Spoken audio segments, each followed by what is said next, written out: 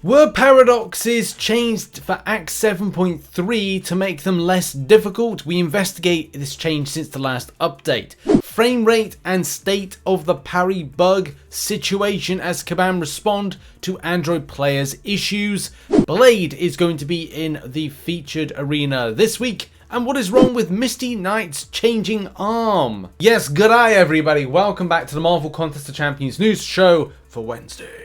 Lots to go over in the show today, so make sure to hit the like button and subscribe with post notifications on all, because we just don't do news on the channel, we also do top 5s, guides, monthly content grind guides, which are going to be dropping as of, oh god, it's today, my word, just a month has come around. I've been waiting long enough for it, so new content drop, guides about that stuff is going to be dropping today, and a Cavalier cheat sheet will follow, hopefully, within the next 24 hours. So make sure to hit that like and subscribe button. Now, just before we do get into the show today, I want to give a massive thank you to those that support the channel as a Patreon and as a YouTube member. Thank you so much for keeping that love and support on the channel. It does massively help out, especially during the very tough times of the start of the year.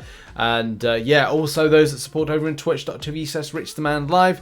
Streamed a little bit of Arena last night because I was a tired boy, and also Arena Wins was on, so I need that sweet Unit 25 and I need that sweet level 1 revive and health potion. But I should hopefully be live streaming today, depending on what goes down, because hey, anything can really happen and I may have to make more vids, so that's a real possibility. We kick off the show with the following, and that is a comparison of Storm. Now, Mr. King, shout out to Mr. King, who puts together a like-by-like comparison. You can definitely see there's been some changes, because Kabam did say in the update that we're going to be changing the champion icon of Storm, and you can definitely see like you know, an improvement there on it, with the right being February and the left being prior to February, so January, and since the start of the game.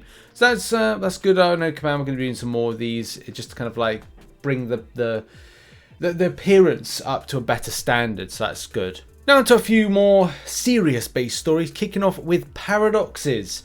So I was sent this particular link when it comes to paradoxes and the volume of them. And just to explain the situation, as Mo Shizzle says here, noticed after the newest update that the paradox breakdown charges in 7.3 are now 12 instead of 9. This is completely unfair to everyone who's completed 7.300% in terms of unit and other resources spent to complete the content.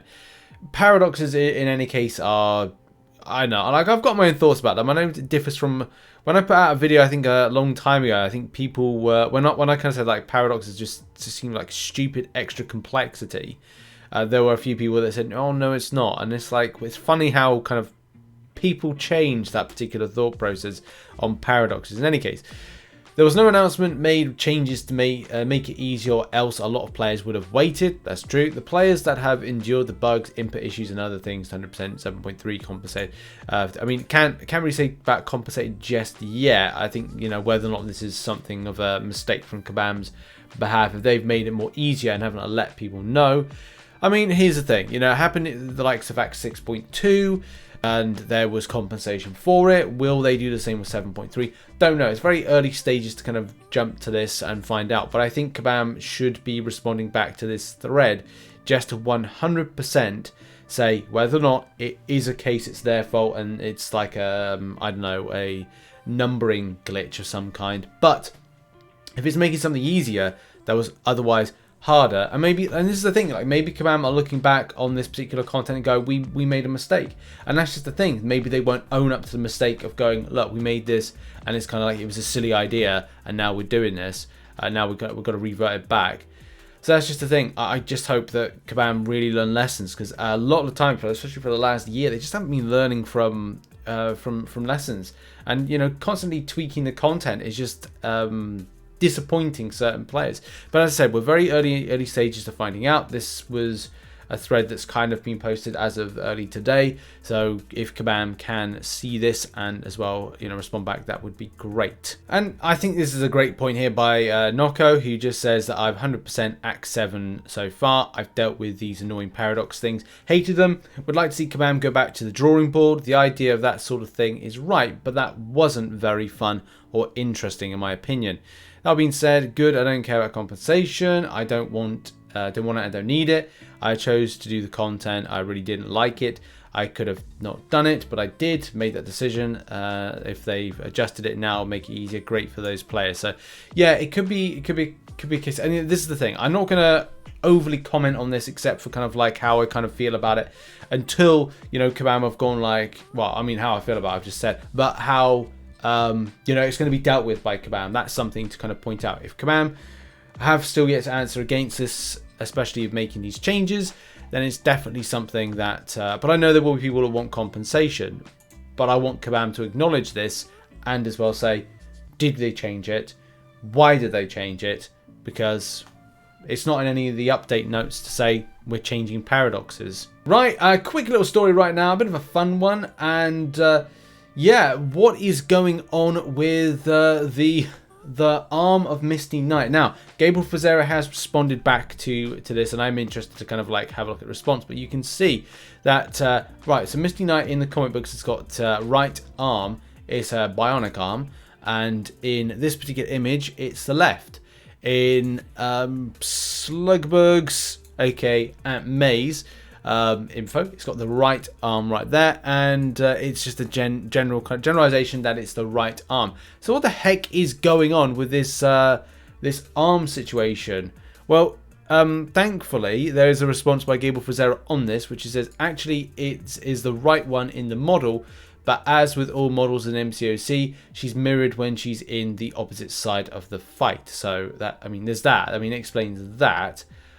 But it doesn't explain, like, maybe that image here, this is the image in question, was actually created, like, I really don't know why. I'm kind of... well, I mean, I don't think you can explain that image right there, the one she's down the alleyway. Let's try and find the main one here. So this is it. So she's like in the alleyway. So maybe she was meant to be on, I don't know, that they flipped the image or something.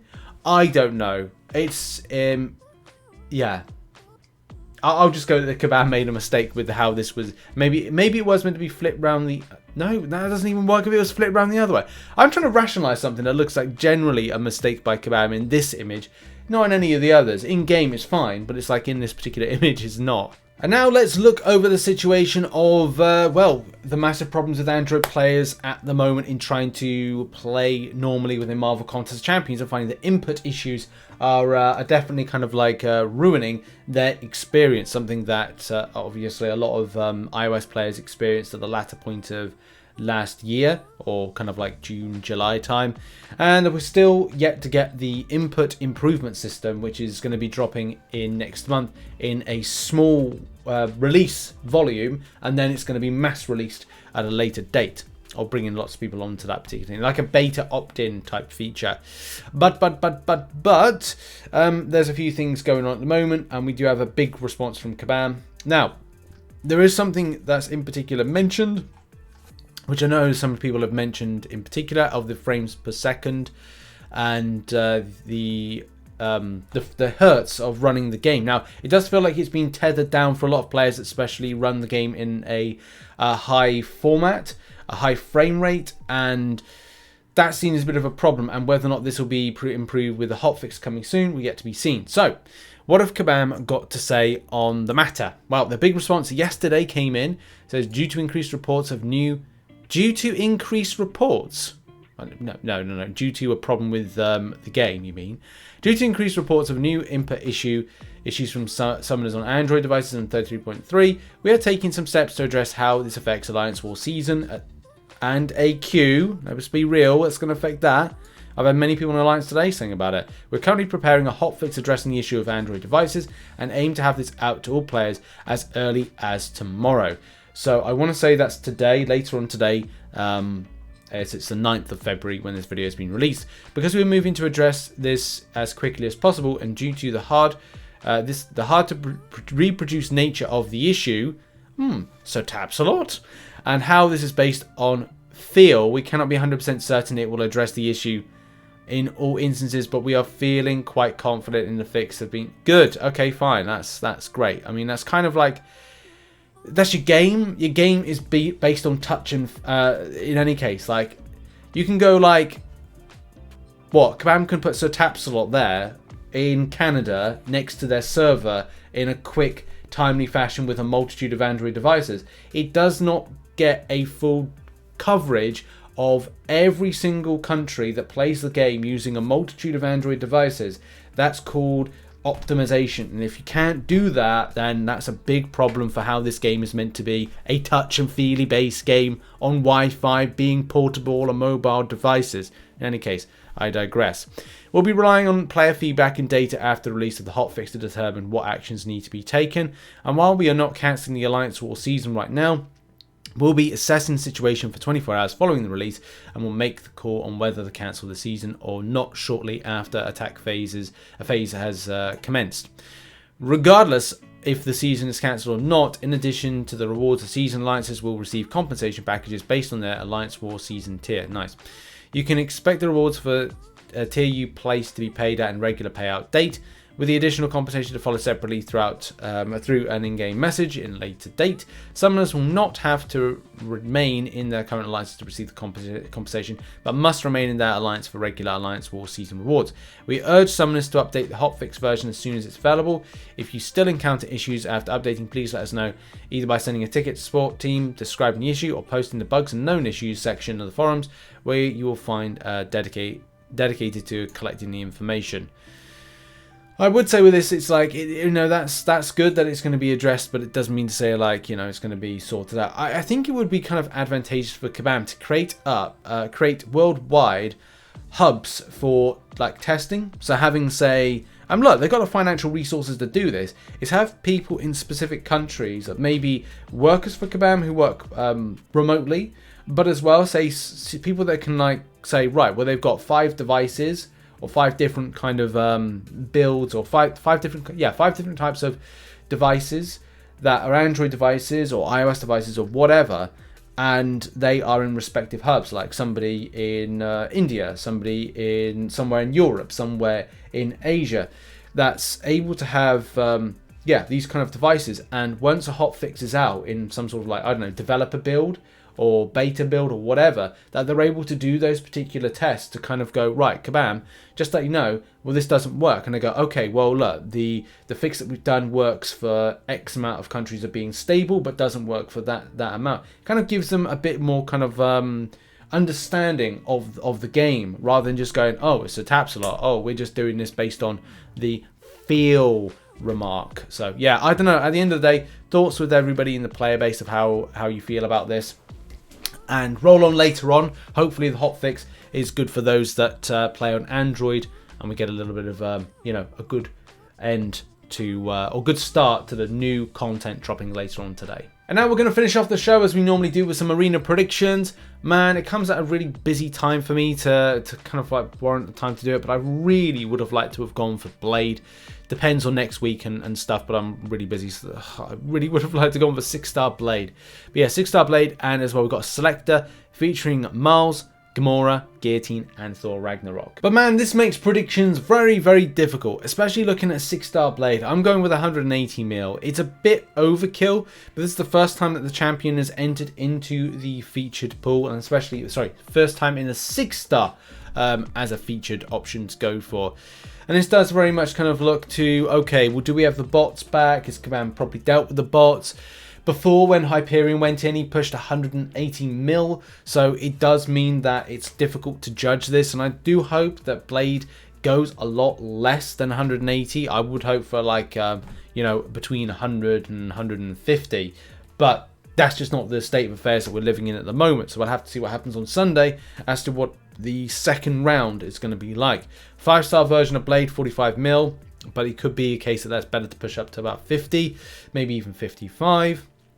I would say as well with the 6-star Selector, 60 mil, but that could go a lot less, especially because popularity may shift towards Blade. And as well, 5-star Selector, 20 mil. Difficult one to predict, but you will have to see, because new content's out, and it could mean that a lot of those scores and those predictions go a lot lower depending on players' kind of interest to do the content over doing arena. But we'll have to see what happens. And that indeed has been the show for Wednesday. Thank you very much for coming on by and watching. It's been a fun one, and we'll keep on the stories and see what Kabam are responding back to certain stuff as we go throughout the week. Look forward to delivering some content later on and some of the new things dropping, and I'll see you later on. Bye bye.